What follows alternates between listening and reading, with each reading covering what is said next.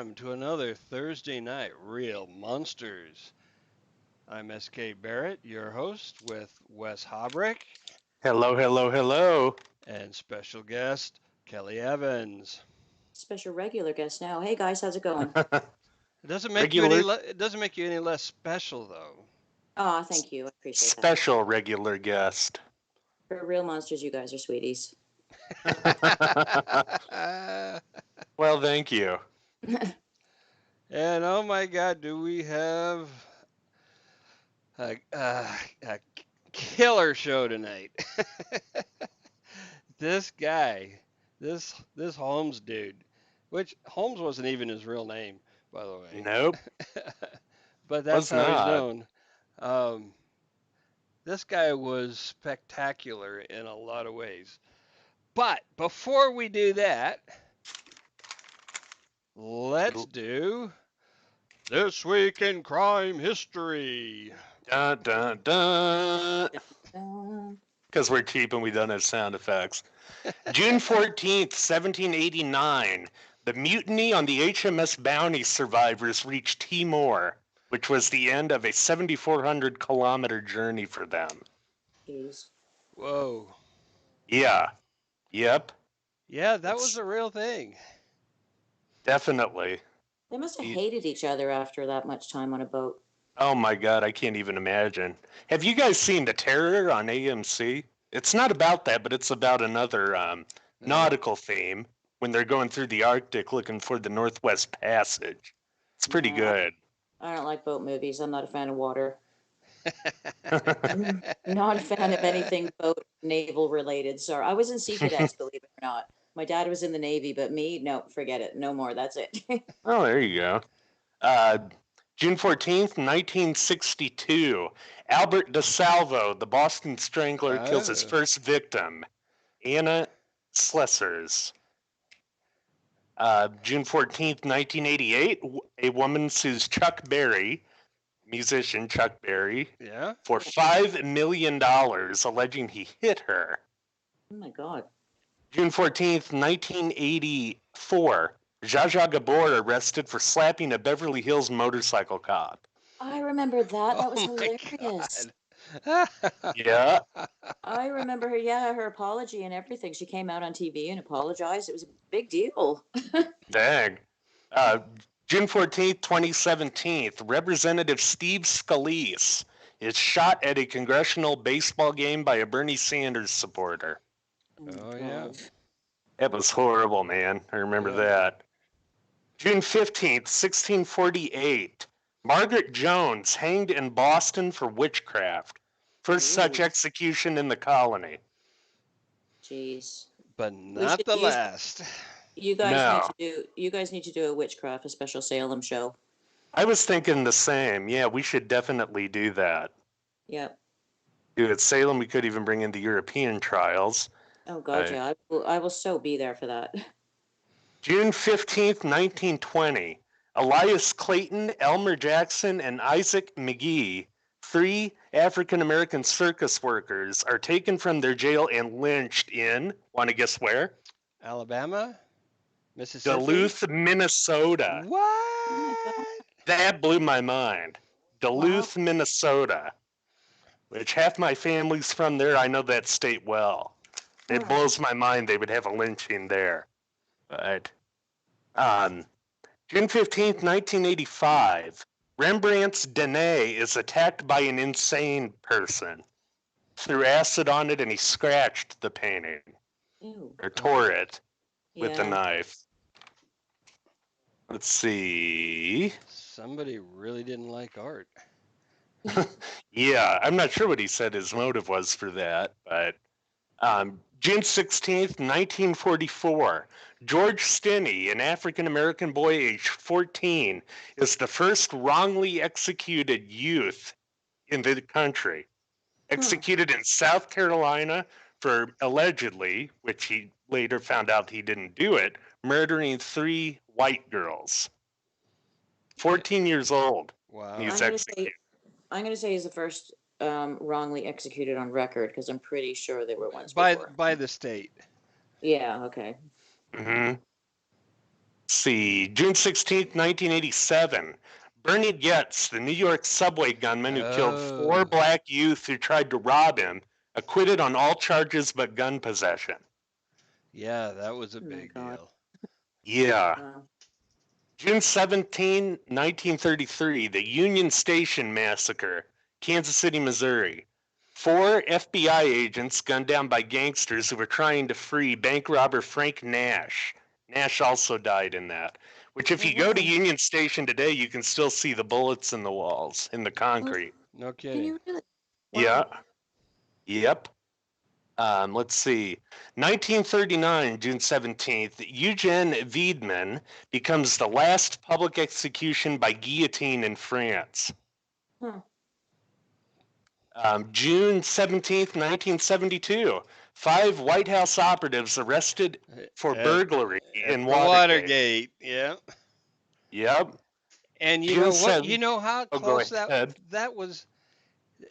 The only reason that ever became a story was because of this one reporter who was waiting on a different trial, and he sat in the courtroom just killing time when Oh, wow. when these guys were arraigned, and he Oh, goes, dang. and he's like, "What the fuck is this?"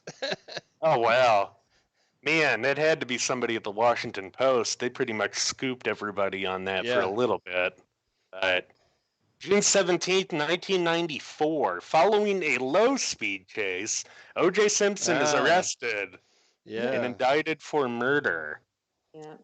June 17th, 2015, 9 killed in a mass shooting at a predominantly African-American church in Charleston, South Carolina. Now, this next one really got me. June 18th, 1873, Susan B. Anthony fined $100 for trying to vote in the 1872 presidential election. Oh my God. Wow. That is over $2,100 in today's money. Jeez. That seems just way disproportionate. Yeah. I mean, it shouldn't be punished anyway for that, but even still, that just seems way out of whack to me. But Does. June 18th, 1953, Julius and Ethel Rosenberg executed for espionage. Yep. That's the case that Einstein got involved with. Yep. And the last one, June 20th, 1893, Lizzie Borden is acquitted. Yay. And nobody Sorry. believes it. I'm pro Lizzie. She did it. I don't believe she did it. No, Oh. but nobody. Yeah, but most people do think she did it. Yeah, probably. Well, her jury didn't. Right. There wasn't It is enough. true. But Yeah, the there wasn't nursery enough rhyme. evidence. Well, yeah, I know, but the nursery rhyme they always come out afterwards. Like the guy we're going to talk about today, most of the really bad stuff about him, a lot of it came out like in the Pulp Fiction, like 50 years afterwards. So the nursery rhyme always comes after. Well, true. And when you look at the actual case, there was actually no evidence. So all the stuff you think you know, go back and take a look at it. It's actually really interesting. Alrighty. So. Sorry, pro Lizzie. Someone's got to stand up for the poor woman. Well, I mean, she was acquitted, right? She was, yep. But she. Anyway, we're digressing. Anyway, yeah, on a that's different topic. Day. That's for a different week. Yep. So, who's this Hh Holmes guy, and why do we care enough to talk about him? Because he's awesome. He's He's known as America's first serial killer. Now you can debate that. I mean, especially you guys, because you know a lot more about some of the serial killers than I do. But he's generally labeled America's first serial killer. And he's not what you think of as your typical serial killer. Like most people, they're creepy. They start, they typically stalk people first, and then they escalate to killing people. And right. generally they have a similar MO with everything. This guy was just clever and sophisticated and apparently a ladies' man. He got involved with insurance fraud. He got involved in theft. He got involved in selling illegal goods. And this is all before he got involved in complete and utter mass murder. He created a building specifically for killing. And wait, with the illegal goods, let's be clear, a lot of that is we're talking about bodies he sold. Well, he actually got put His in prison. victims. Yeah, Yeah, well, he actually got put in prison at one point for selling illegal goods, not bodies. Just he sold furniture that didn't belong to him, and he actually got put in prison for a few months. And that'll come into the story because that's kind of significant. But we should probably talk about his beginnings and things like that because let's do that. there's a lot of discussion about his beginnings. So he was actually born Herman Webster Munster Mudgett. Mudgett. It's a mouthful. I'd change my name too if that were my birth name, I think. Yeah, seriously. Although I do like the Munster. Come on, the Webster Munster. It just sounds the name. It just I don't know. It's not Munster. It's Mudgett. Mudgett. Oh, I thought it was Herman Webster Munster Mudgeon. Nope, Mudgett. Herman Webster Mudgett. Oh, okay. I didn't. Okay. Herman So he Munster. Yeah, you're getting confused with the TV show there, Kelly. Damn it! You know what? That's probably.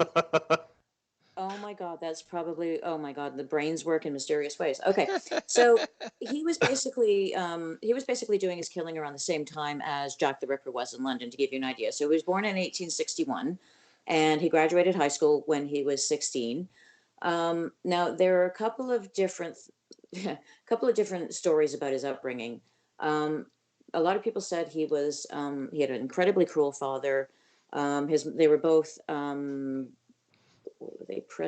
What were they? They were very religious. His mother was brought up the kids with like a very religious upbringing. I think they were Methodist, and the father was apparently very strict. There's stories about how he would torture animals, and he was cruel. You know, he was raped by family relatives, and he was beaten by his father. But I've also read some academic papers that say there's actually no evidence to suggest that all came out years and years later. In fact, he himself never claimed that he was bullied or anything by his parents. So one of the things that brings him to the forefront of everybody's attention is, he tortured animals, and he possibly killed a childhood friend. He pushed him off a step, and he, went into the forest and, did experiments on animals and things like that. And it's like, okay, it might be true, but there's no contemporary evidence for it. So I just want to put that out there. Okay. So he basically, he married at 17 to his first wife, Clara Lovering, and they had a son, and he actually grew up normal, became an accountant, and we don't hear very much from him. He went to university for a year and then dropped out because he said he had problems with the university. And then the following year, he rejoined university, but this time he went to the University of Michigan Department of Medicine and Surgery. So he was at this point interested in medicine, interested in surgery, and he worked in the hospital with one of the janitors. The hospital was $200 a year, which I used one of those calculators online, and that's about $6,000 in our money.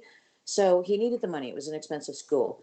And so he got involved with the janitor in a trade in dead bodies.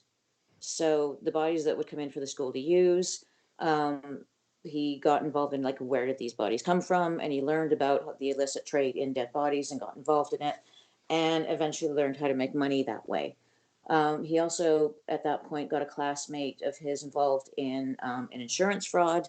They came up with 3 corpses that had been donated to the museum for study, to the university for study. And they made up a story about a mother, daughter, and father. His kind of typical insurance scam was a family thing. There was an accident, and they actually got some money out of it, believe it or not. Wow. Yeah. He graduated 2 years later. He didn't graduate at the top. In fact, it was debated whether he should actually graduate at all. So he was like at the very bottom. Okay. And during this time, Clara moved away, his wife, because apparently he was not very nice to her at all. He was very cruel to her. She moved away back to New York. And over the next 2 years, he defrauded life insurance companies while he was in school. And then he moved to New York. He was still defrauding life insurance companies. At one point in his career, he was under 50 investigations for life insurance Oh, fraud. oh, Um, so it was a big way for him. He learned quite early it was an easy way for him to make money. So he moved to New York and he was seen with a boy in the town.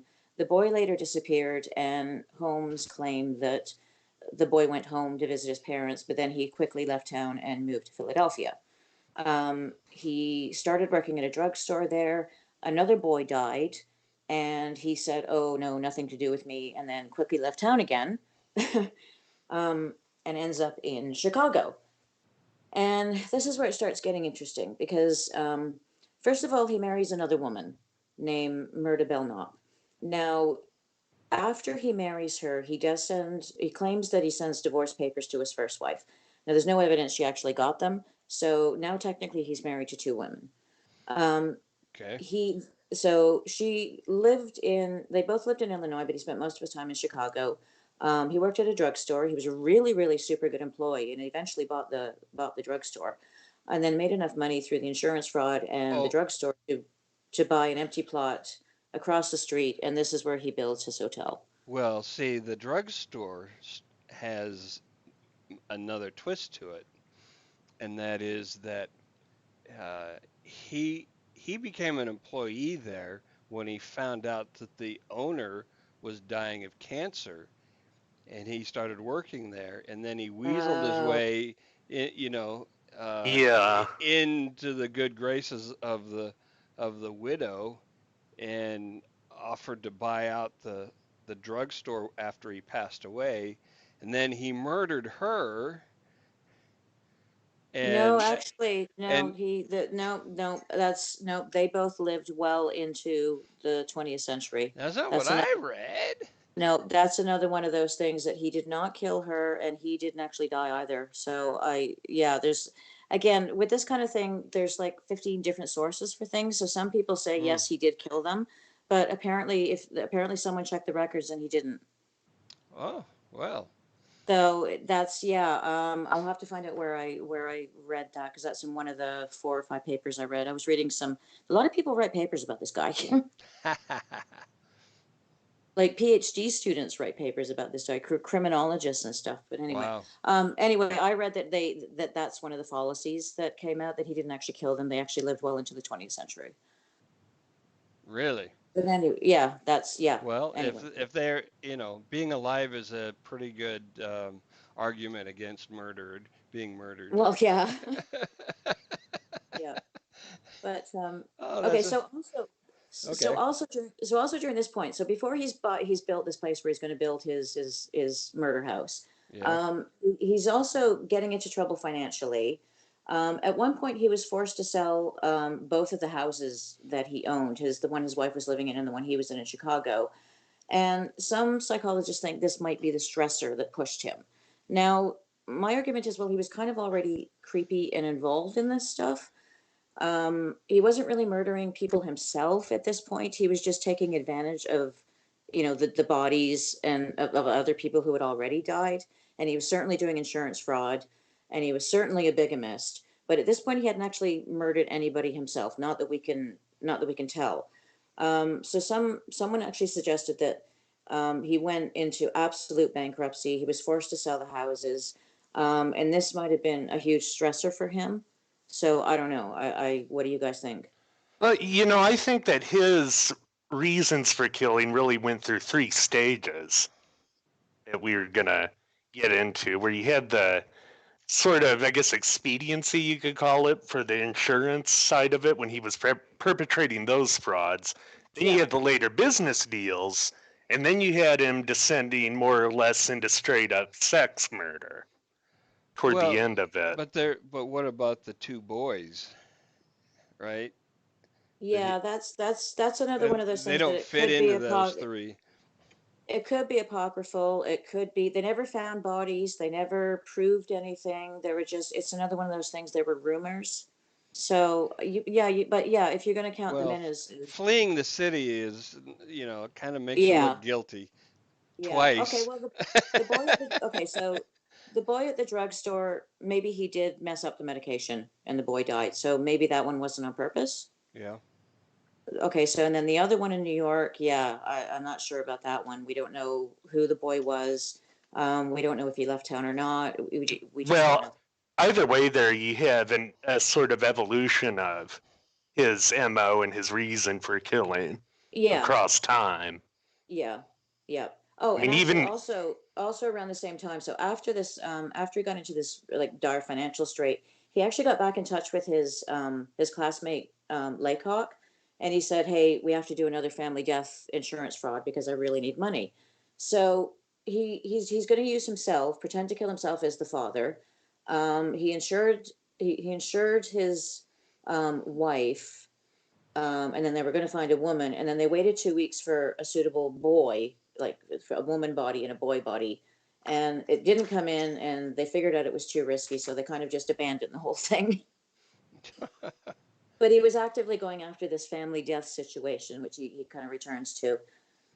Um, okay, so after that, he's bought this plot of land, and he starts construction on his hotel, which he called his castle.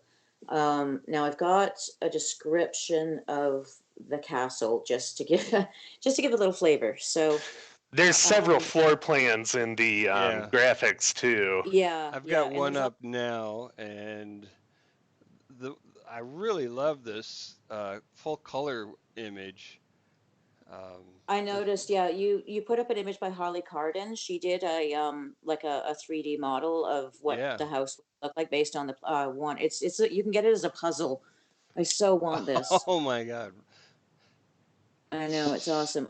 So yeah, tell us So about this basically house. It's so crazy. basically he had over 500 workers working on the house, and he was constantly firing them and rehiring them. Each working crew did different bits of the house, so no two crews knew exactly what was going on. um, so there were a pharmacy on the first floor, and the first floor also had four retail stores, and on the third floor there were 36 guest rooms. Now we don't know whether the third floor was actually actively used. He built it at a later stage for when the World Fair was going to open, and the idea was to attract people into the hotel from the World Fair. Hey, he figures Um, he's going to need more room anyway. There's yeah, thousands of people at that, which yeah, it might be exactly. worth describing a bit. It's the 1893 World's Fair in Chicago, and it literally attracted thousands upon thousands of people, not into the millions, maybe.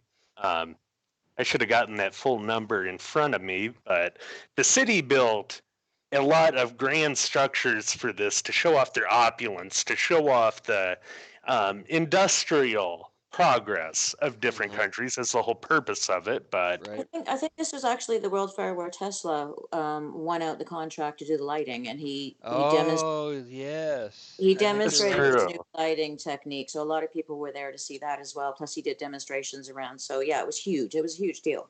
Was that the first fair that had electrical lighting?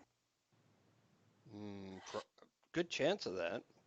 I Because think. 1893, it I might have mean, been. they don't do I those like every year. So, No. no, I don't. I think it might have been, or at least it was probably the first one in Chicago. And I know that Tesla was up against I think Westinghouse and Edison. Edison.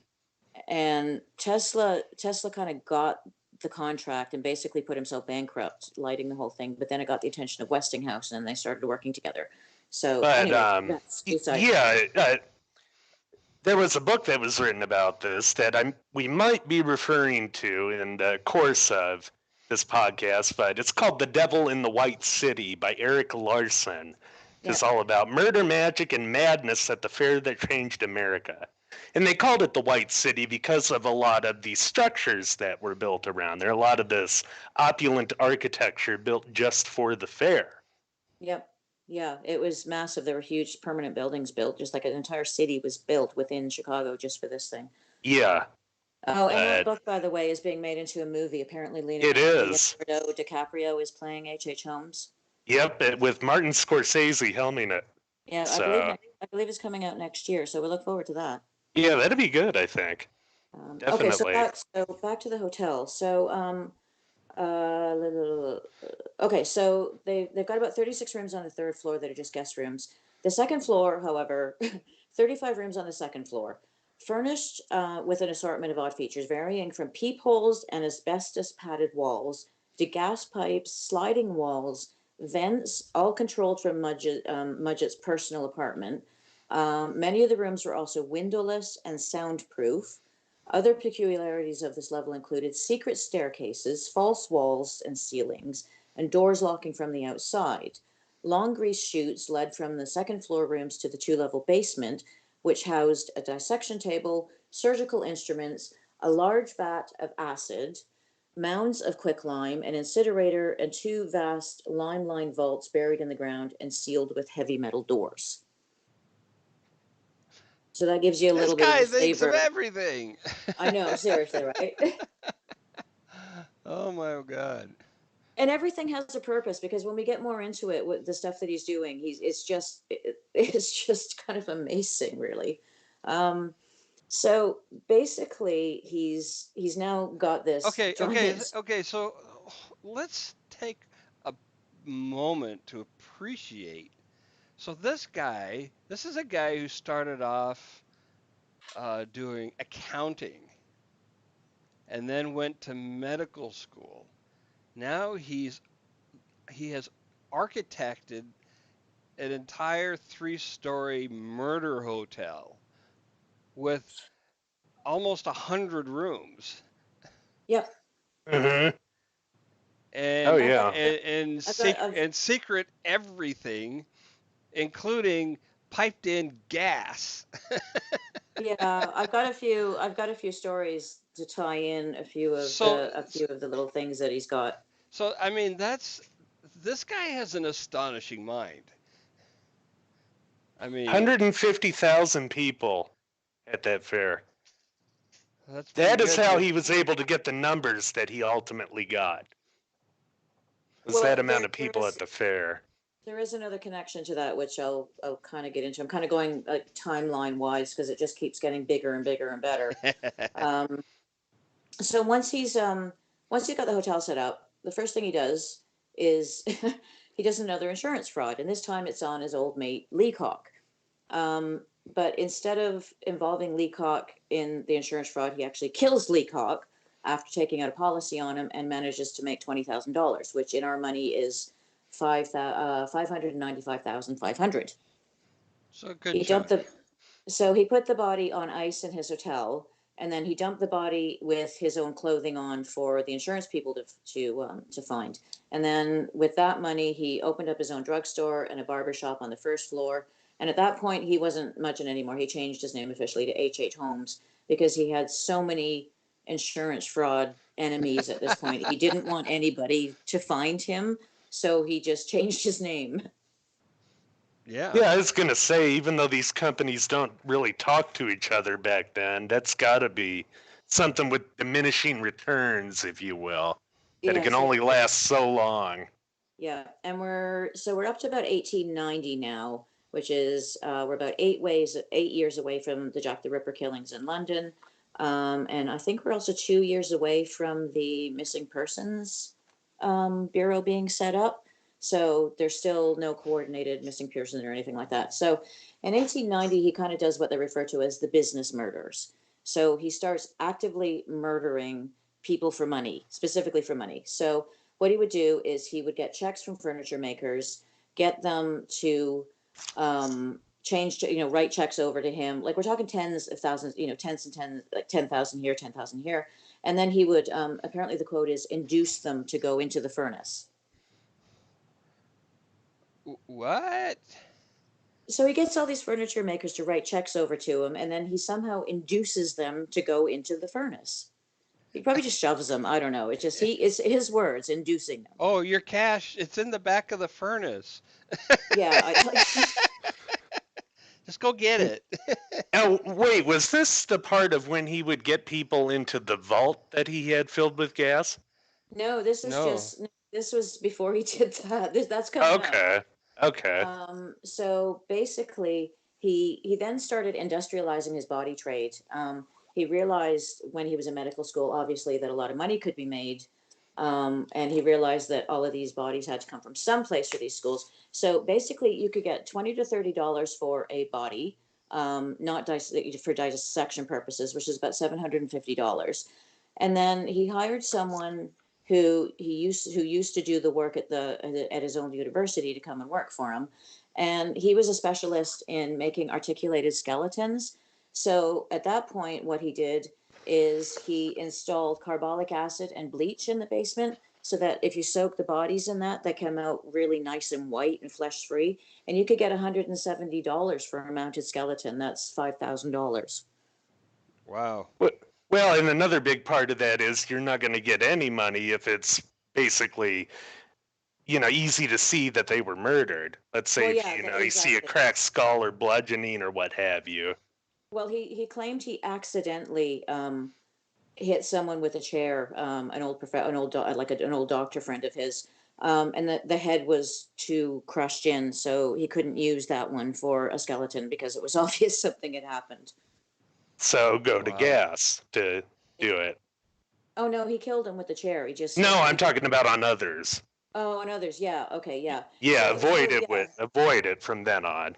But one of the things he did with the gas, so yeah, the gas was a perfect way to kill bodies and a perfect way to get perfectly preserved bodies, either, and if you want to change them into skeletons, absolutely perfect, bang on, brilliant. Right. But what he also did was that he started getting in really wealthy investors, and he could bring them up to his office, and part of his office, he had this little door, and he would talk to them and talk to them, and he would get them to invest money. And if they didn't want to sign over checks to him, he would put them in this little door, close the door, and it was essentially a gas chamber. He had a little window in there. He would start gassing them until they said yes. He would bring them out, and they would sign over the check. So he made about $2 million this way. What? Yeah. So he either gassed them, or some of them might have lived, but he gassed them until they signed checks over to him, just to live. And then I think he probably killed them after that. Well, yeah. $2 million in 1890 money? No. He made about $70,000. Oh, okay. 2 million in today's. Yeah, Okay. in today's money, it's about 2.1 million. I like I said, I used an online inflation thingy. So yeah, he's doing that. He's also using a hell of a lot of chloroform. Apparently, he got it from his own pharmacy downstairs, and he was getting it 9 to 10 times a week. Nobody noticed Um, that? Well, that's apparently the pharmacy boy. I don't remember his name. He said yes, he was rather using a lot, and that was the only quote we got from him. Wow. But no, I need it to help me sleep. like I don't know. I just I'm gonna chloroform myself. Yeah, the blueprint that you had up on the screen. Apparently, there were separate tradesmen building different. Basically, it's what I like to call a sausage machine. It was like you kill people, you strip the bodies down, you bleach them, you get them out the door. It's just so basically, because the first floor was essentially retail, and you had to get the bodies down to the basement. What would happen is, for example, there was like one of the bathrooms on the second floor had a secret trap door that was a chute. So basically, you just drag the body to that bathroom, dump the body down the chute. There was also a secret stairway in that basement. So in that bathroom. So you go down the secret stairway, get the body, and then drag it over to the dissection room. And no one has to see anything on the outside or on the retail section. So everything looks completely normal. Wow. Yeah, you can see it in the 3D drawing here. It's great. Yeah, I love this. I really have to get a poster of this. So let's What see. so one of the schematics mentions that one of the rooms is called a dark room. Now, was that for photography Oh, or Nope. I can't say it was. no, I don't think so. no? I didn't think so, but what do they mean by dark room? That's a good question. He started getting pretty sadistic, so I'm wondering if, like, you'll see in a little while how sadistic he's starting to get. Um, So a like like a when he gets to sensory deprivation room. maybe something like that, and then he has something noises in there in the dark, and it would Hmm. drive people quite. I don't know. It would terrify me. Yeah, yeah. So let's see. So yeah, some of the rooms also are just killing rooms. They just have gas piped in and they just die. So that nice clean ways of getting your bodies. He does actually start. Okay, sorry, hang on. Let's keep going. So he's still at this point defrauding the life insurance. So he's defrauding life insurance. He's making money from the first floor retail, and he's also got the medical school business. So basically, he's making a lot of money. So Yeah. the following year, everything's going well. They kind of start the period that they kind of refer to as the sex murders. So he's a very, very handsome man. Women are very taken with him. He starts advertising for not only for his hotel for the World Fair, but for women to come and work with him. He's very, very keen on hiring women. He actually set up a women's employment agency, which would give him a huge pool of victims. But he gave women jobs as stenographers, as people in his retail shops, stuff like that. And then in the same year, things start getting really sort of very bizarre. So one of the women he gave a job It's okay. started getting, Now yeah, it's starting to get yeah. bizarre. It's just, I'm looking through my notes and it gets hugely, hugely complicated at this point because the guy is just he's got his fingers in so many pies. So one of the women he gives a job to, her sister moves in. Her name's Julia Smythe, and she moves in with her 8-year-old daughter, Pearl, and her husband, Ned Connor. Now, he gives the man a job as a watchmaker in a shop. And within a few months, the sister has been poisoned because apparently she denied his advances. Now, Julia, not realizing that Holmes has killed her sister, starts an affair with Holmes because he's just that damn sexy. Um, that pretty much ended the marriage between Ned and Julia, and Ned got the hell out of there. So that's the end of sort of him. And then at Christmas Eve that year, Julia, surprise, surprise, goes missing. Um, Holmes claimed that she had died during an abortion. There was never any investigation, and actually afterwards, when it all came to light, they actually found the body without the head of the daughter buried in the lime pit in the castle's basement. Wow. This Yeah. source says that the dark room on the second floor was used to store excess bodies Oh, that's interesting. Yeah, I when they were actually, coming in. This yeah. is under Google Books. It's Adam Seltzer, if I can read that. Yeah, Seltzer. H. Holmes, The True History of the White City Devil. Okay, that's interesting. This part of it says papers heard enough to believe that Chappelle met Holmes in the summer of 1892. He knew him as Harry Gordon. That's another thing. He had quite a few aliases. Oh, yeah. And had Well, answered Holmes's ad looking for a machinist. Holmes, he said, had taken him to a dark room on the second floor of the castle and shown him the rotting corpse of a man. It was Uh, mostly a skeleton from the waist up, but with lots of flesh left on the lower limbs. Chappelle said he had taken the arm bones and skull home, and Holmes had brought him the rest. This, he said, was October 1, 1892. The following January 2nd, he'd been taken to the room again and shown a female body that was far less skeletonized. Quote, the body looked like that of a jackrabbit which had been skinned by splitting the skin down the face and rolling it back off the entire body, he told Fitzpatrick, apparently in a place where Tribune reporters could hear. In some places, considerable of the flesh had been taken off with it. wow. And in June of 1893, he said he picked up a third body. Huh. Okay, that's interesting. Well, it's interesting and yeah. whoa. Okay, so now we know what the dark room was for. That's not easy to. I mean, yeah, you can hide a body from sight, but there's more tells. I mean, the stink. How do you hide the stink? Right? And if he's Well, pumping in gases to other parts of it, he might be able to use that knowledge to help yeah, minimize that sort of thing. and plus Ventilate. he's got all of the all of the walls and stuff at least asbestos lined and lined with all kinds of stuff. I mean, I think Yeah. at one point, in order, so he was delivering like body parts and stuff as part of his business when he first started, and he had actually a special box lined with tar so that no blood seeps through when you're moving the bodies between schools. So he obviously knew what he Yep. was doing with that sort of thing. Okay. Yeah, So like I don't but know. I'm just speculating. Yeah, No, it like makes we sense. had been kind of stressing from the beginning, this guy is very rational, very calculating. He is, yeah, and it gets even better. In fact, I would Wow, think he what? would be very much at home in a place and time like Nazi Germany, the way he Yeah, killed people. yeah, I think Oh he yeah. probably, yeah. Except he wouldn't have got the money. He seems to have really craved this money, and it's still, and he's still, right up until before he dies, he's still working on ways to get money. But we'll get into that. We're a few years away from that yet. So, Mhm. so we're basically up to 1892 to 1893. He comes into contact while he's working with a family called the Pietzels, Ben Pietzel.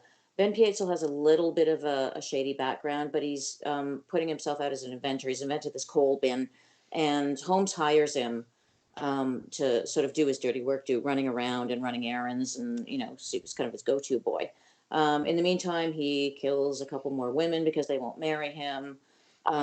There's a woman called Emily Segrand. He gives her a job as a typist and then ends up killing her because she won't marry him. There's a couple of other women. Yeah. Oh, So he's not really good with rejection. he really just is not. And he's quite the stalker, apparently. So we'll find out next with them.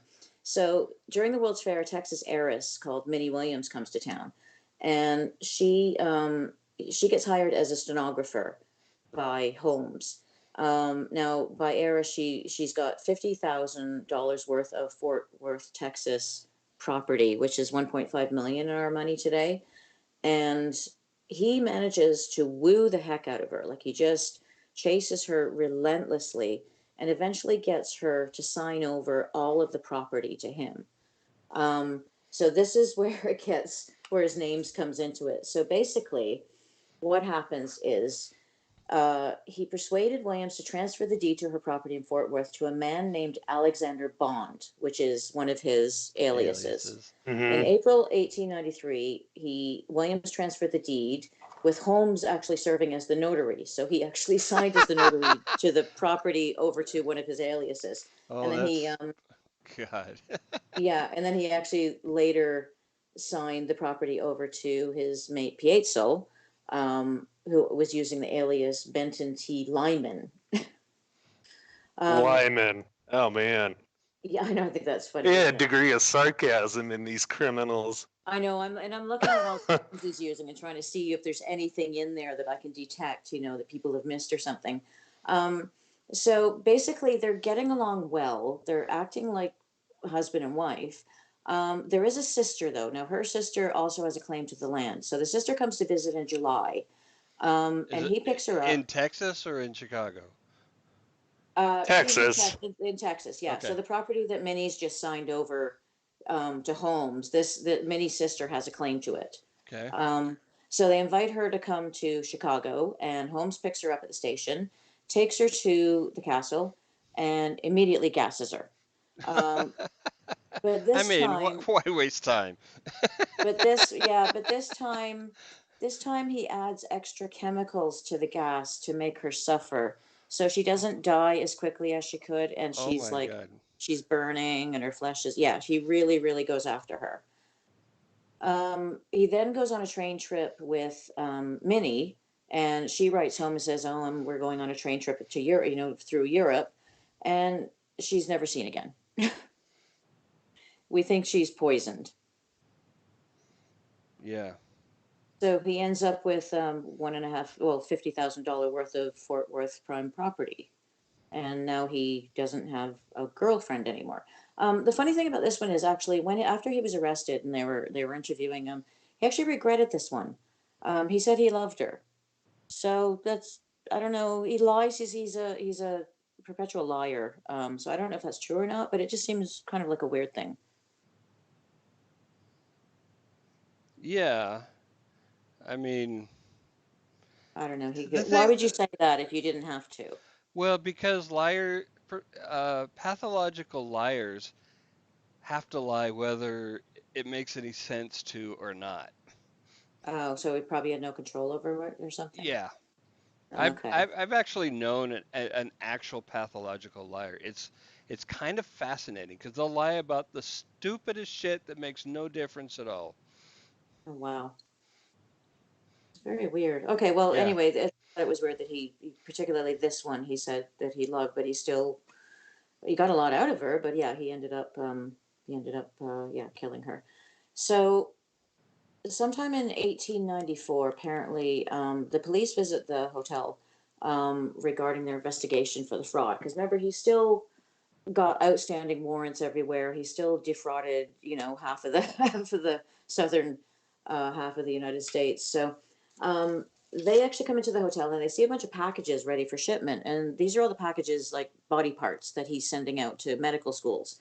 And he lies to them and says, "Oh, it's just, I don't know, laundry ready to be sent out."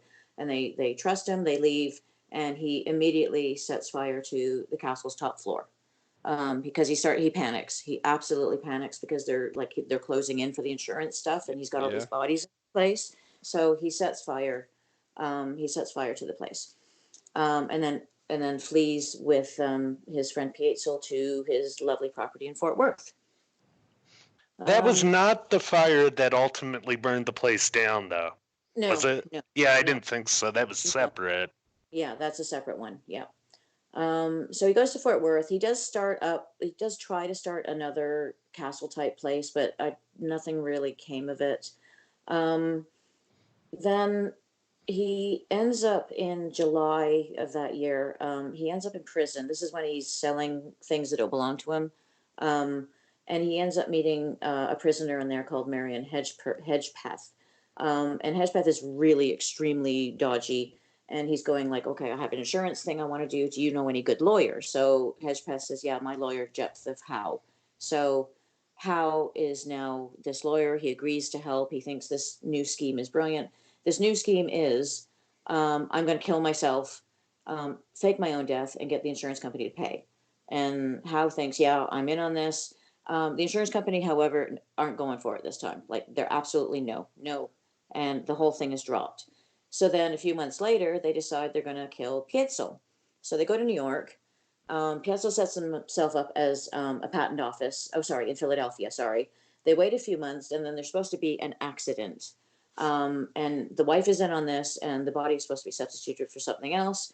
And the wife is supposed to get $10,000, supposed to split it between her, Holmes, and this lawyer, Howe. Now, what happens, and we don't know why, is in September that year, he actually ended up killing Ben Pietzel. So instead of faking his death, he actually did kill him. No idea why. But he was bound. He was burnt alive. He put benzene on his clothes and let him on fire. It was an extremely unpleasant death. Hmm. So the insurance. So now that he's actually got the actual body of Ben Pietzel, the insurance company pays out $10,000, which Holmes keeps, but then lies to the wife, Carrie, and says that, "Oh, your husband has gone into hiding in London. Um, I will take your children to him." And he manages to persuade Carrie to give him 3 of the children. God knows why. Just like, so one of them is 8-year-old Howard. He's the boy. He goes missing in Indianapolis. They later find him. He was burned, cut up, and stuffed up the chimney in one of the rental properties. He then takes Alice and Nellie, the 2 other girls. He takes them to Canada, to Toronto, actually. And then in October, he actually ends up gassing them. So he actually took one of his own trunks, adapted it into a portable gas chamber, cut a hole in it, and he gassed them. I read a few police reports from Toronto at the time, and there's some suggestion that he might have raped them, but it's not really his MO with the Right. children. Right. He tends to just get rid of the children because they're in the way, but so I don't know whether I believe that or not. The children are actually buried in Toronto. It's not really his game, is it?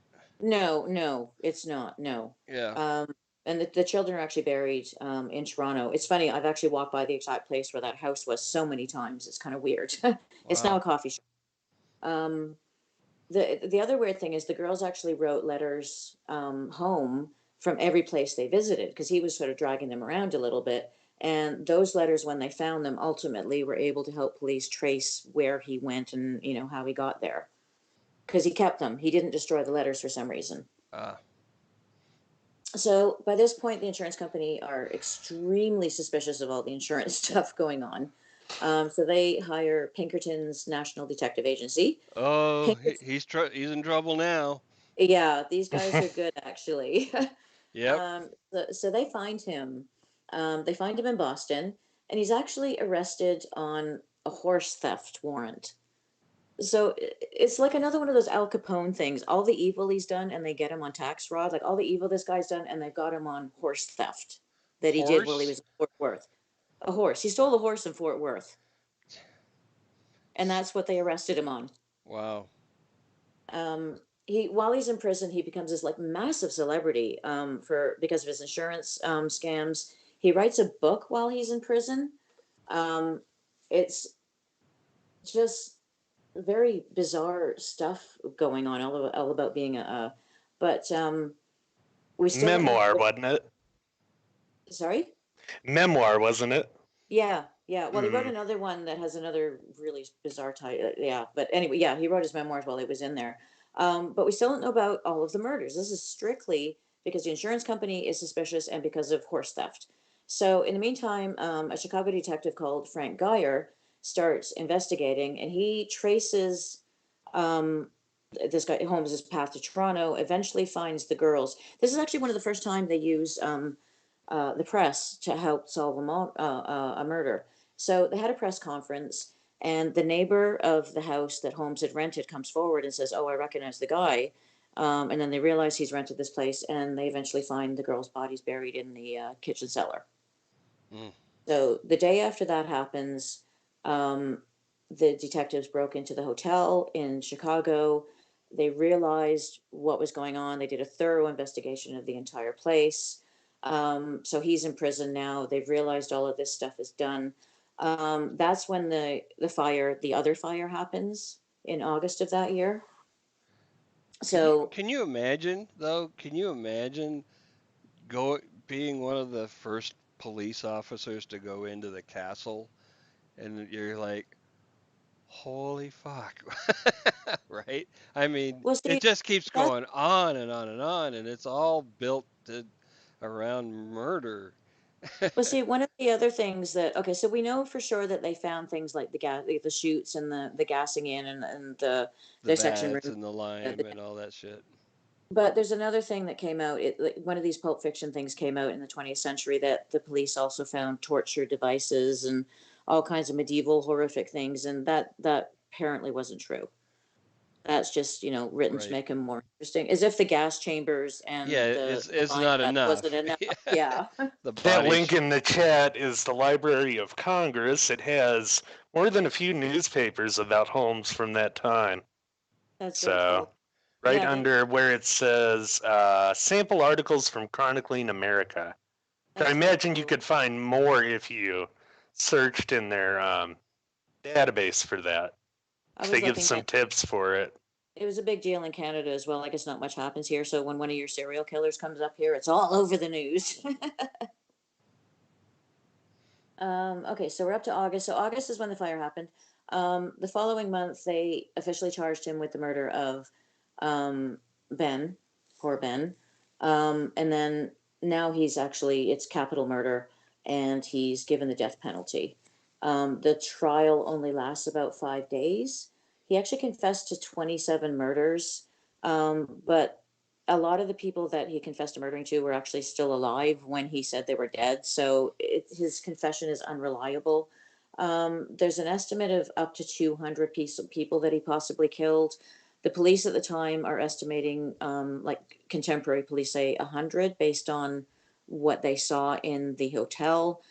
But I don't know. He had that place pretty industrialized. It's going to be very, very difficult to Yeah. I mean, And difficult to where prove have we him. seen that false confession before, SK? Henry oh, Lee Lucas, for one. right. Yeah. He had upwards of 600 with him with the false confessions. Oh, and you Interestingly, remember? Bundy was kind of the other direction. He was reluctant to take credit Yeah, for too much. I don't know why this guy chose 27. It's kind of an odd number. I'm Yeah, not sure. and people that were still alive. Yeah. Well, Yeah, I know. yeah, you got to understand, the audience, obviously you do, that an accurate number would be pretty impossible to settle on because there's no bodies, there's no bones, there's no remains for Yeah. most of them. You know, he had, yeah, he had an industrial operation to get rid of those bodies to the medical schools, either through bodies sales, cadaver sales or skeletal sales. Oh, well, And there's very little records, right? just an add on to that. When they actually did start investigating, remember poor Julia who had the affair with him, even though he murdered her sister. Yeah. They found Julia's skeleton hanging in a medical school. Whoa. How did they identify her? Dental. Ah, They were able to do dental apparently at that point. I don't know how. It's obviously not through X-rays. Well, I don't know. I don't think so. no. But But how when they was identified. when was it when they found that? Was that right around this time, or was it like a decade or so after? No, it was right around the same time. It was 1895, so it was Hmm. shortly after because they just went and they tried to track down as many people as possible. And as soon as they realized that he had this business with medical schools, they were all over the Hmm. medical schools. So I didn't read what happened. There must have been a scandal with the medical schools as well, but I didn't read anything about that. Well, Well, basically a more modern Burke's Bodies going on. Yeah. well, medical schools have been notorious for looking the other way as far as the sources of bodies for Hmm. cadavers for the students. Yeah. Um, so there would have been very few actual, records on those. Hmm. It was a cash As business and no questions asked kind of as he arrangement. learned, yeah, as he learned very early on when he was a medical student, so he knew Exactly. exactly what was going on, took advantage of it. Also, strangely enough, he blamed the woman he claimed to love, Minnie Williams, for the death of the two girls. How so? Huh. He said she did it and then stormed off. Oh, he actually accused her. He Not. said she killed. Yeah, he said that she killed the two girls. She had come with him, and she killed the two girls and then took off. I don't know what he lied about everything. So Yeah. Um, so basically, he's now in prison. Um, he's waiting to die. He's got the death penalty. He's going to be hanged. He's going to be hanged in May, but the month before that, in April, he grants an interview to Hearst newspapers for $7,500, which is $226,000 in our money. That's A final outrageous. interview. That while he's in prison, the month before he hangs on the 7th of May. And by the way, his neck didn't snap. He actually strangled, so it took him about 15 minutes to die. Wow. Deserved it. Good. I Yeah. think that's unequivocal. And But apparently, yeah, go on. apparently, and apparently, he was calm. He was collected. He didn't show any remorse. Nothing. His only wish was that he be buried under concrete, so that the body could never be dug up and dissected. Huh. He's Yeah. paranoid about it. It's Oh yeah, he was interesting. extremely paranoid about it. In fact, I had something written down. Oh yeah, I've got something here. Apparently, let's see. It was covered in seven 3,000-pound barrels of cement. Shoo. Yeah. Damn. And the quote was to ensure his body against the vandalism or scientific curiosity of ghouls. Do you You know, mean that's like probably not completely ill-founded if you look at serial killer groupies today. The Yeah. well, obsession some have with collecting. that's true, and there has been an ongoing medical curiosity. Um, you know, Hmm. a lot of neurosurgeons have wanted to see if they could spot evil in the brain. Right. But of course, you can't. But Yeah. but but they didn't know that until they went and looked, right? Yeah. Well, exactly. I mean, it's not really any different than phrenology was. Yeah, I a just- lot different, I think, but similar ideas. Yeah, I I mean, mean, you don't In have to be terms of dead. validity, that is. You don't have to be dead to have someone read your head, though. from the inside. Yeah. Okay. Well, okay. If we're talking about the inside part, then yeah. Sorry, I thought you were talking about the outside. Yeah, one's inside, one's outside. Yeah, phrenology's Okay. funny. But yeah, basically, yeah. So that picture you keep showing is the artist name is Holly Cardin. I hope you don't mind me mentioning her name, but she deserves credit for that because it's amazing. And it's rather funny. Mudgett's great grandson, I think it was, has been perpetrating the idea that he was Jack the Ripper. Oh God, Oh yeah. Well, in the friggin' History Channel, and there's standards for scholarship. I mean, bleh, come on. Yeah, I Had watched a it. documentary today about that, and I was like, no, just no. I nearly turned it off. Yeah, they had a show on it about 2 years ago, where it was Yeah. him and somebody from the CIA. I think she was, but when that was on, I watched a little bit of it and I actually got into a Twitter argument with her over it and That's how hilarious. they're totally full of shit. I should have dug the thread up. That's But funny. Well, and somebody has found very tenuous through multiple layers of marriages connection between Holmes and Meghan Markle.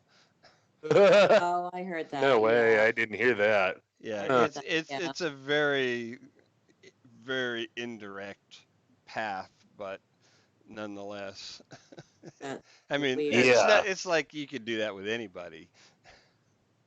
I mean, they So were trying to make that argument with motive, that they had the same motive too, but I can't think of two more different serial Yeah. killers than I H.H. think Holmes they're and Jack the Ripper. the documentary I was looking at. So first of all, they said that Jack the Ripper was sort of like he had hundreds of murders attributed to him, and I'm like, no, I'm No. sorry. And then Yeah. I don't mean to offend anybody, and I know there are people that have their opinions, but I'm part of the canonical five group. I believe the five women, and that was the same guy, and the other people, they were just too different. They just didn't fit in. They might have been in the same area, but it was a rough area. Mm-hmm. Yeah, Holmes is just not. He's not the same Nothing MO. like it. Yeah, No, exactly. He's no, too organized. Well, no. and they were trying to. I remember part of the Twitter thread between me and her was her saying that Jack the Ripper was killing for money. Like, no. No, he No, wasn't. no, no, no, no. Money? What That's money? the argument they were trying to make. Like, How? no. Well, I'm trying to remember how she was making that argument. Oh, I think they were Never trying to heard. make that argument because he took the womb out of Annie I have, Chapman. I have never was heard that argument. Yeah, but he was took various selling diseases from each organs one. for what? Well, but he took the womb to sell organs, is what they were trying to say. But the They problem weren't with that is they weren't there's doing so many organs in that transplants. cavity. Yeah. There's so many other organs that would have been that much easier to get out and sell than a womb. Yeah, And Hey, no, come on. the no, I don't believe market it. couldn't have been that big for, human organs because No, they weren't doing transplants for fuck's sakes.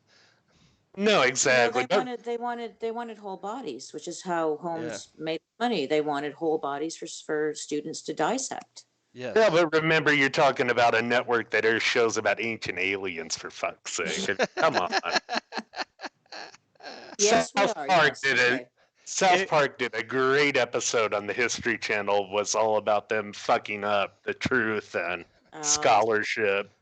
oh God. Okay. Well, we've well, got a see, Holmes see, movie. if Holmes had been in London, he would have had rooms. He would have brought the women inside.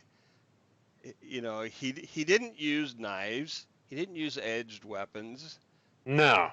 Well, Um, that's one of the arguments that like Holmes is so Jack the Ripper was a stalker. He went outside, he stalked these women outside in the streets. Holmes yes. is very Mm-hmm.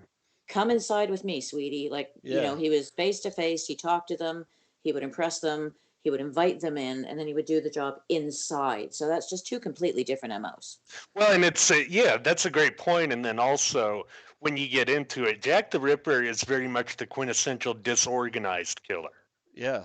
in how he Yeah. does things. Whereas Opportunistic. Holmes couldn't be the more opposite, being Yeah. just ruthlessly analytical about it.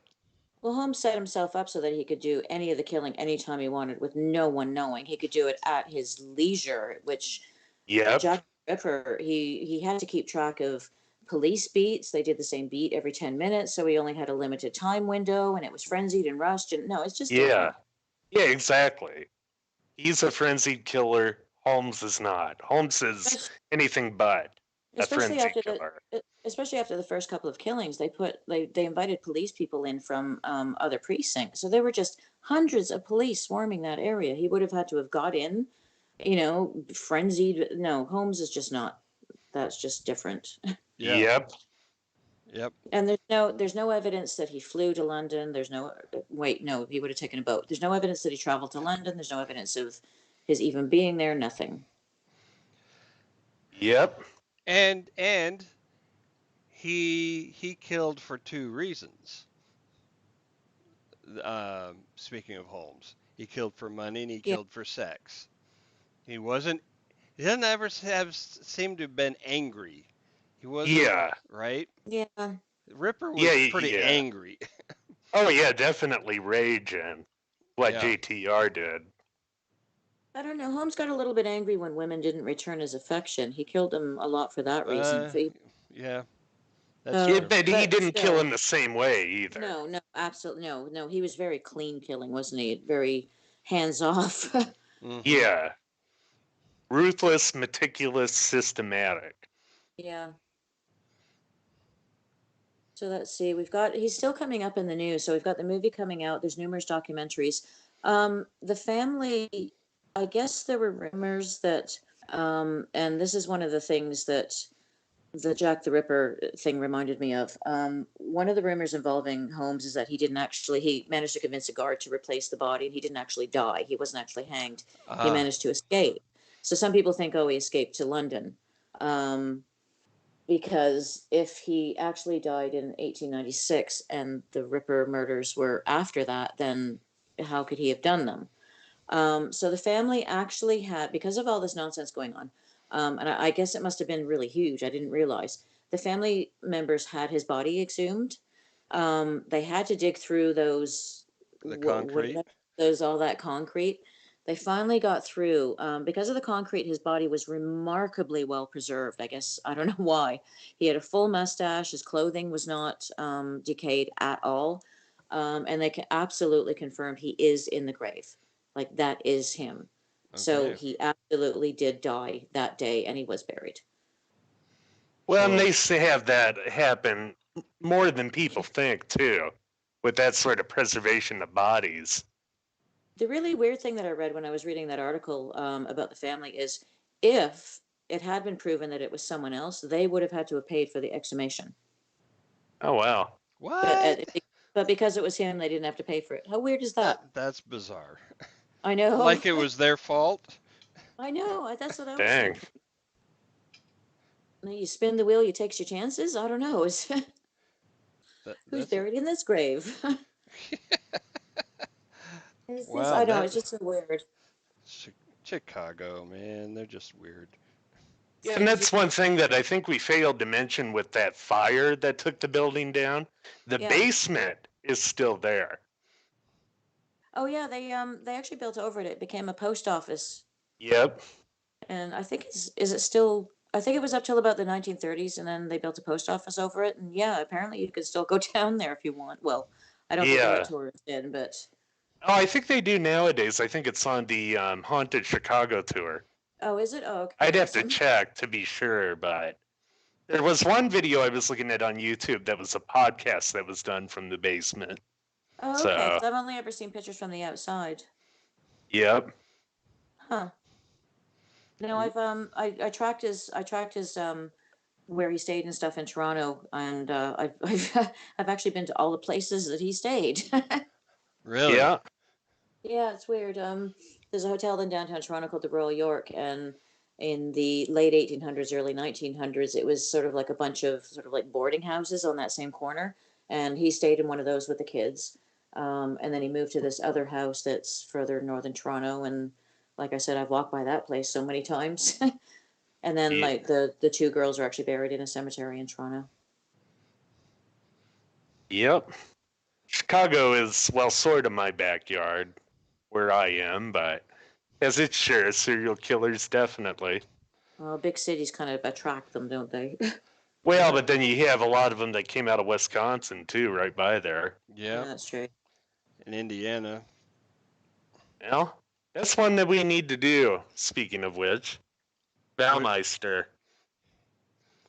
Herb Uh, Baumeister, Indianapolis. yeah. So that's pretty much the story of Mr. Holmes, Mr. Munster, Mr. Holmes. Mr. Mudgett? Munster. Still can't believe I did that. God. Mudgett. Mudgett. I wonder how much he was made fun of in school for that name. Well, there is a suggestion that even if he wasn't treated that poorly, I mean, he probably did have a pretty strict upbringing, given his the religious, like his parents. His mom was like a sort of stay-at-home mom. He had two older siblings and two younger siblings. They were all very, very strict with the religion. His father was a farmer, so apparently he was a very tough man as well. But there's no suggestion of any abuse. But even if you don't sort of like, even if you go with that, there is suggestion that he was bullied at school because he was quite intelligent. Mm-hmm. So I don't know if that there's nothing that says he was horrifically bullied, but I don't know, maybe if he didn't have anybody to talk to at home about it and he was being bullied and he was particularly sensitive, I don't know. Children I are wonder like, how much of children that are would terrible. have. Children are just Oh, terrible. Oh, no doubt about it. Well, I wonder how much of that isn't sort of superimposed on from what we know about serial killers today, you know, where we What they kind of gather the info and then say, oh, this must have happened to him too, right. which of course doesn't prove anything. Just True. at best an educated guess. But don't you think it's unusual with this guy that one, his motive mainly seems to be money, and for some reason, he's so psychologically afraid of being not with money that something happened in his lifetime. That Yeah. one incident I talked about, but he was doing the insurance fraud before then, so he seemed to be almost psychotically terrified of not having enough money to live, even from an early age.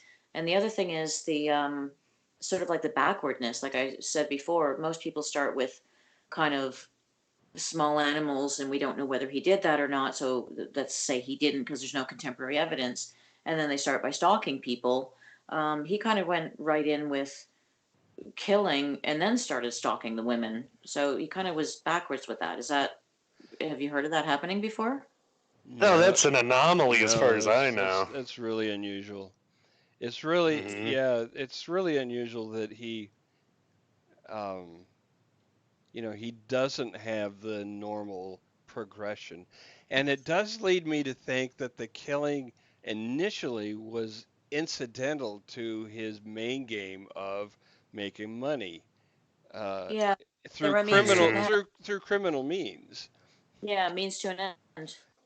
And so, but then, obviously developed a taste for it. He So you know what? escalated. He We missed out. escalated no different than others have We missed. escalated. We actually missed out on something that someone asked about earlier. He did actually marry a third time. I forgot about that completely, and I'm sorry about.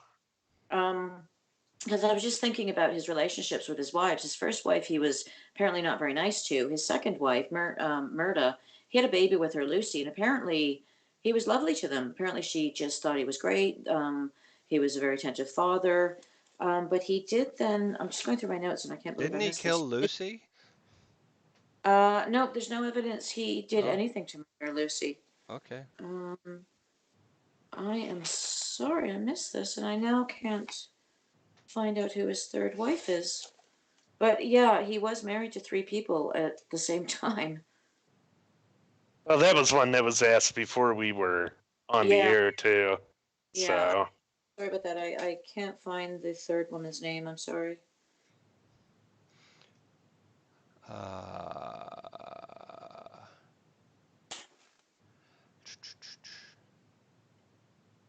Uh, Georgiana? That might have. oh yeah, I didn't think about that. I could check in the book now, couldn't I? Oh, Well, your book. of all things. Oh, Devil in the White City. Let me see here. Running a little slow as we progress. I need some more fuel to the brain. Caffeine, of course.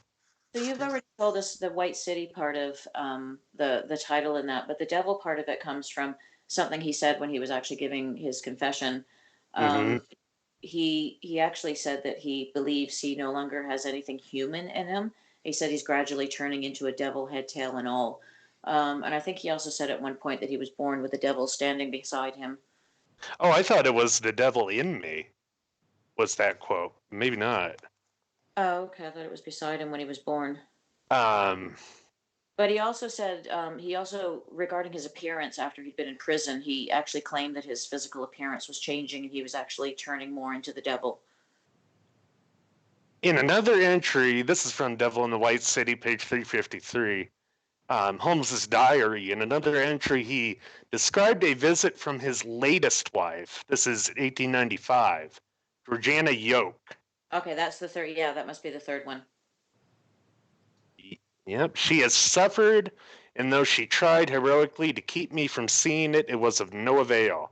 And in a few minutes to again bid her goodbye and know she was going out into the world with so heavy a load to bear caused me more suffering than any death struggles can ever do.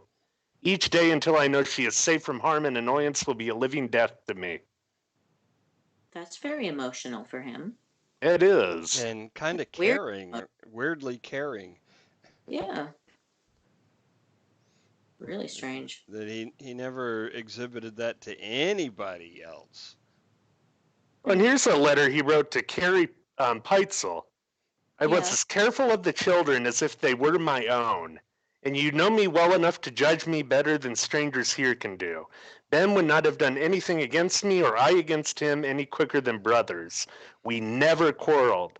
Again, he was worth too much to me for me to have killed him if I had no other reason not to. As to the children, I never will believe until you tell me so yourself that you think they are dead or that I did anything to put them out of the way. Knowing me as you do, can you imagine me killing little and innocent children, especially without any motive? Oh my God, he really was very convincing, wasn't he? Huh? Yeah. The lying, maybe, and the desperation, knowing he's going to hang? I don't know. Maybe. I don't know. It's weird.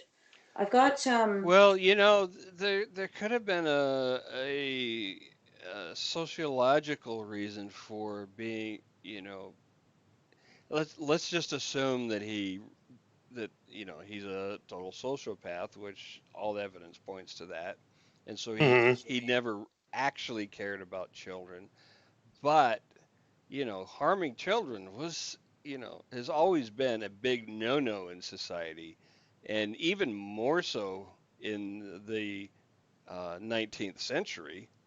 And so, Mm-hmm.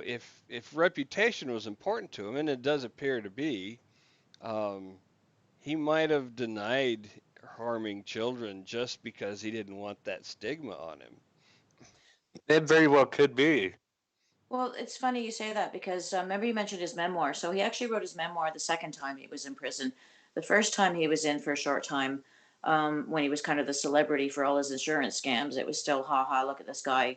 But the second time he wrote his memoir, and it was called Holmes's Own Story, in which the alleged multi-murderer and arch conspirator tells of the 22 tragic deaths and disappearances in which he is said to be implicated.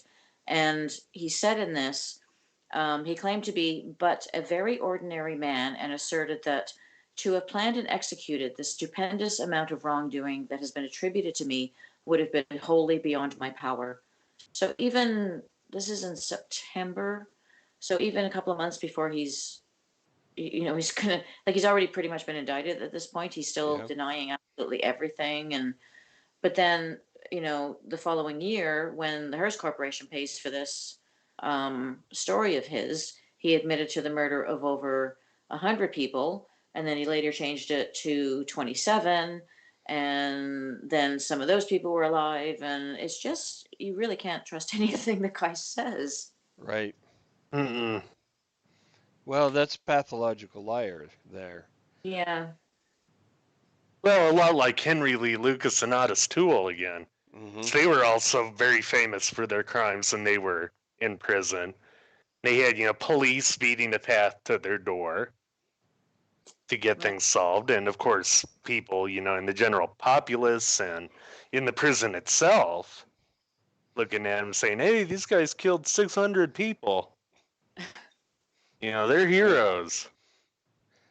Look at what And they got away with. the changing of the story with Holmes, I think it tracks with him, uh, you know, wanting to look good. Um, and oddly enough, changing the numbers, changing his story actually tracks with that because in that moment, what is it that's going to make him look the best? At first, it's denying everything. Then it's, well, I'm screwed, so let's claim some giant number and become even more famous. Hmm. But then something happens and he's got to tone it down.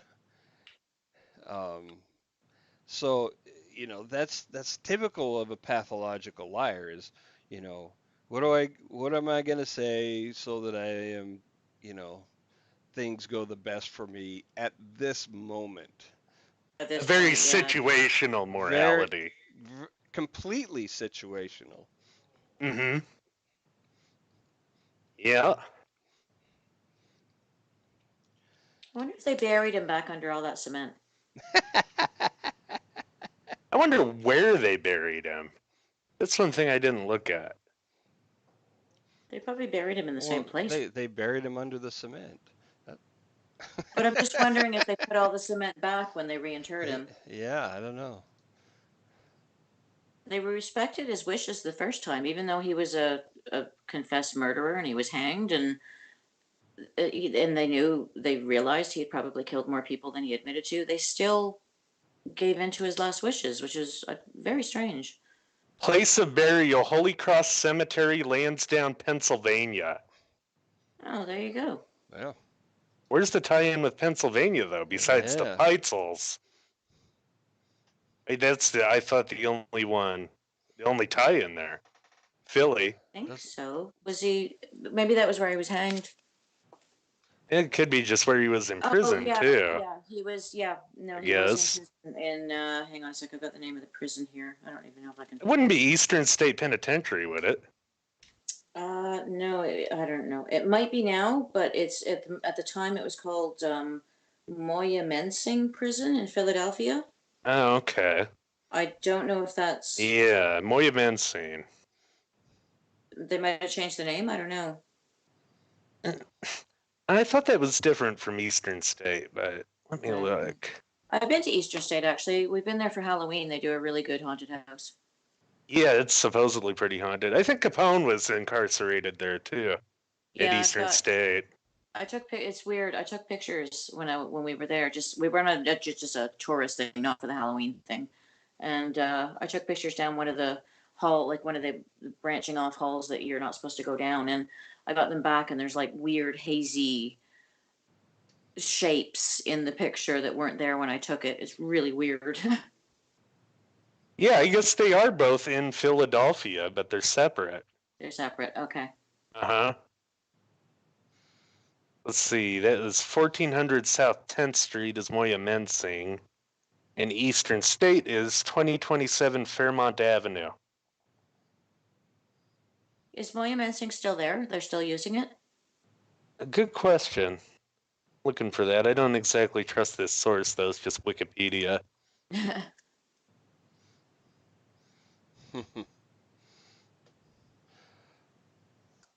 Moyamensing Prison. Demolished in 1968. Okay. well, okay, guys. And that is our tale of Mr. H. Holmes Mudgett. He, he Yeah. Mudgett. was Mudgett. That's the name he deserves, is Mudgett. he Isn't it? really he really is good value for money, this guy though, isn't he? Oh, He's, there's so he's many a things cad. about this guy. So many things. It just keeps. This guy About has Mudgett. so many facets to his story. Mudgett, I the just, multifaceted killer. I'm still astounded that he built an actual hotel with hundreds of rooms with killing chambers. I just cannot believe he did that. Well, and as clever as it is, it's pretty damning when it comes to evidence. Yeah. Yeah, No, I yeah. didn't kill people. So what are all these things in your house about? Why do you have the Oh. gas chamber, Mudgett? Yeah. Oh, just Why do you have sorry, an Why do you have an acid vat and a lime pit? just as sorry, I forgot to mention the caretaker of the hotel after Holmes was hanged. A few years later, he actually ended up shooting himself in the head, and his last words were that he couldn't sleep. Dang. Whoa. Yeah. Wow. So that's kind of sort of a little bit of a downer for the ending. But yeah, there you go. That's the tale of Mr. His Holmes. last victim. Didn't Yes. he inspire a character in American Horror Story Hotel? He did, yes. The owner of the Cortez, so the Cortez Hotel is based very loosely on his castle, and I don't remember the name of Also a famous hotel in L.A. I can't remember. I think maybe it was the Cecil. I think it was the Cecil Hotel that it was this. based on in Oh, L.A. it's based on a couple of them, and you can actually go to the place where they filmed it, and it's still like a very famous Art Deco hotel. But then the idea of the Holmes character is one of the characters in the show, and they have all. There's one night they have Devil's Night, and all the serial killers come in and have dinner with them, and the whole idea. And he goes into a little story about how back in the 30s, how he put the hotel together, and he had all these different people working on it, and so it's based on Holmes, definitely. AHS Hotel. It's really good, actually. It's one of my favorite seasons. They did a really fantastic job on that one. Which Yeah, it season was the was it? Cecil. The Cecil is where they shot it. Okay, that's the hotel. Yeah, that's on my list of places to visit next time I'm in LA. That has a really interesting history all its own, too. There was one girl who was in there who was on video and she vanished. And they still haven't figured it out, but she Oh, ended up in a water vat is on that the hotel's roof. the one in the elevator? Yeah. That's creepy. That They is a could, creepy video. they still can't figure out how she ended up in that water vat. I remember that. Yeah, that was bloody creepy. Strangled and put in there, if I'm not mistaken, was the cause Yeah. of death. Well, I'll just nip into the lobby and nip out again. I don't think I want to stay there. It's a beautiful building. Yeah, it really is. Disappeared like on camera? Yeah, I'll have to dig up the video. There's some throwaway comment about drinking the water. It tastes like dead girl. Yep, I'm watching it now. She's afraid to get out of that elevator. It's frightening, isn't it? It's creepy. It's about 3 minutes, 59 seconds long, the video. And that's the last anybody saw of her before they found her up on the roof. Yep. She gets out, looks around, creepy. She gets back in and then gets back out. Like she's stepping on the wall, like she's scared, like against the wall. Wow. I'll have to watch that after the show. Anyway. Okay. That's enough Holmes for tonight. Thank you very That's much. enough Mudgett. We have officially changed his name to Mudgett. Back to Mudgett. Back to Mudgett? Okay. All right, we'll get Becky on the graphics. Burn in hell, Mr. Mudgett. Hope you're enjoying your roast. Thank you again, Ms. Kelly Evans, for your outstanding research and contribution to the show. Thank you. Always a pleasure.